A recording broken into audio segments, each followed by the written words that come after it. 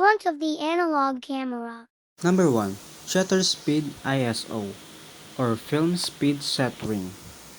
Used to aperture shutter speed and ISO in conjunction with ISO influence the exposure and aesthetic of a photograph. Number 2. Shutter release button. The shutter release button is a push button commonly found on cameras used in photography to capture and save photographs. Number 3. Film advance lever. The film advance lever rotates the film within the camera for new pictures, while the film speed dial indicates the film speed or sensitivity. Number 4.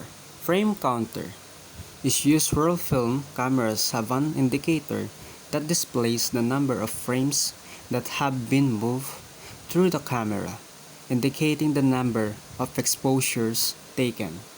Number 5. Neck strap eyelet is used. A camera strap offers security, prevents drops, and allows hands-free shooting, but it's crucial to select a comfortable and tailor fit for optimal use. Number 6. Hand grip is an ergonomically designed protrusion on the camera's right-hand side, providing a comfortable grip and holding the camera's weight. Number 7. Self-timer lever is a camera device that delays the shutter release, allowing photographers to take photos of themselves or with others. Number 8. Lens release button. The camera features a lens release button for unlocking and detaching the lens, and a drive mode button for controlling the camera settings.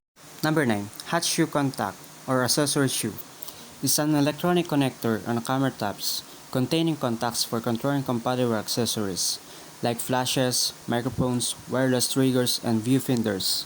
Number 10. Film rewinding crank. Its release button unlocks winding sprockets for rewinding and ensure proper loading by pressing it. Number 11. Film rewind knob is used to rewind film back into the canister, while the shutter release button opens the shutter and captures the photograph. Number 12. Film speed window. It's used camera or light meter know what other settings are needed to get a good exposure. Number 13. Aperture ring is used on a camera, allows for light adjustments, ensuring equal light intake across different lenses at a specific setting. Number 14. Distance scale is used on a camera lens, indicates the distance between the camera and the subject, crucial for photographers to determine the depth of field in their images. Number 15. Focusing ring is used. All lenses have a focusing ring, enabling manual focus. Turning the ring moves the focusing lens group, either mechanically or electronically, adjusting focus. Number 16. Depth of field is used to create subject separation, softening distracting elements in the background or foreground, allowing the eye to automatically draw to the chosen subject. Number 17. Multiple exposure lever is used. To vintage cameras often have multiple exposure levers for overlay images, but manual film advancing is possible without a multiple exposure lever. Number 18. Exposure measurement button is used. A light meter is a photographic device that measures light intensity and indicates the correct exposure for film or image sensor of a specific sensitivity. Back of the analog camera. Number 19. Viewfinder eyepiece is the eyepiece on a camera that you hold close to your eye to allow you to see what's being photographed. Number 20. Rewind fork grips the film in order to rewind it back into the canister. Number 21. Film cartridge chamber. A camera magazine is a light-tight chamber or pair of chambers designed to hold film and move motion. Picture film stock before and after it has been exposed in the camera.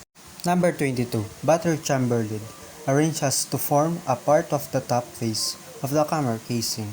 Number 23. Tripod socket. Threaded hole at the bottom of the camera that allows it to be attached to a tripod head, or monopod. Number 24. Film guide rails. Each of the flat metal rails on both sides of the focal plane shattered. Number 25. Film sprockets. The small rectangular perforation on 35mm film, located on each edge of the film, and are used to guide the film through the camera from its canister. Number 26. Camera back. The back has a George Saint cable that reaches around to the front of the camera to plug into the PC socket. Number 27. Film pressure plate.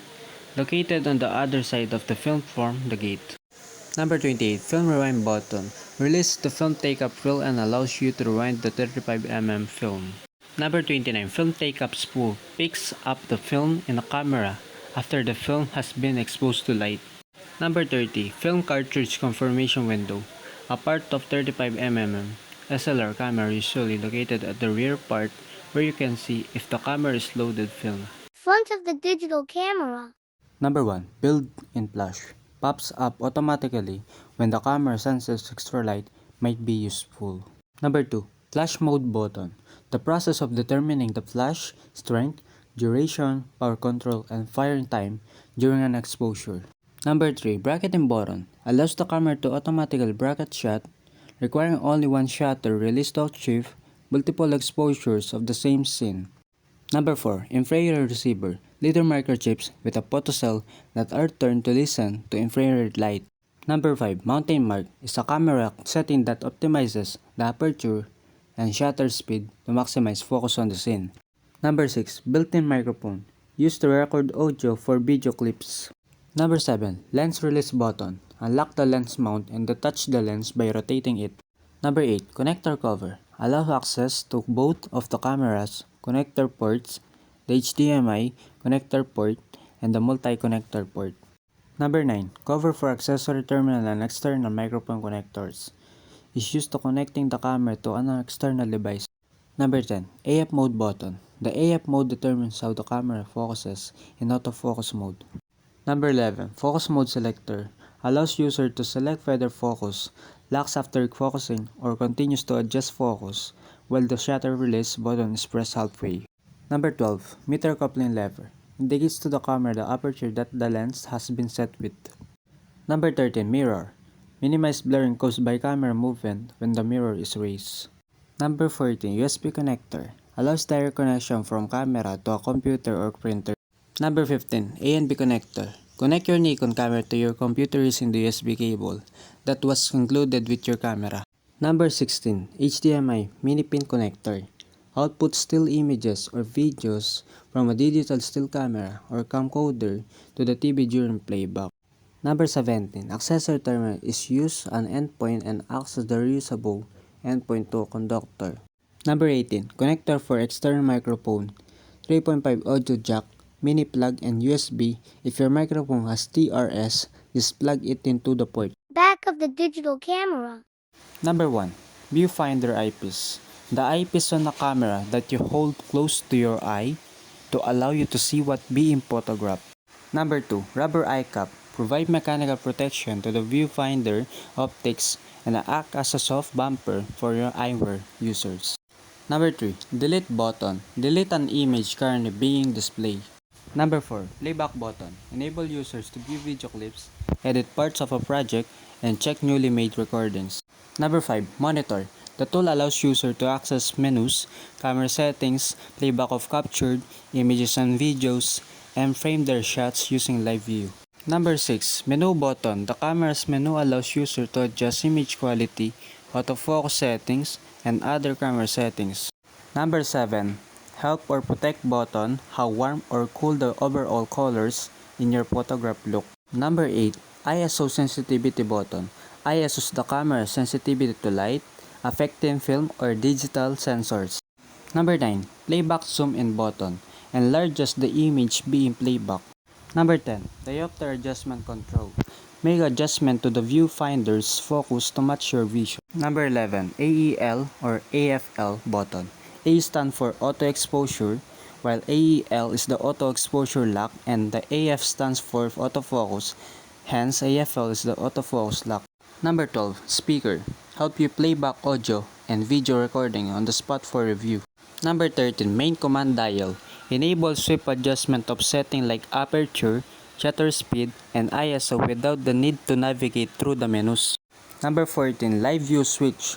Live view is activated by either a switch or an LV button on the camera body. Number 15. Movie record button used for recording video or vlogging or whatsoever. Number 16, multi-selector. Move the selection frame by pressing up or down, left or right side of the multi-selector. Number 17, memory card slot cover. Miniature digital data storage devices. Number 18, OK button. The menu selector is primarily used for menu selection, but some cameras may center the active focus point when using single point autofocus.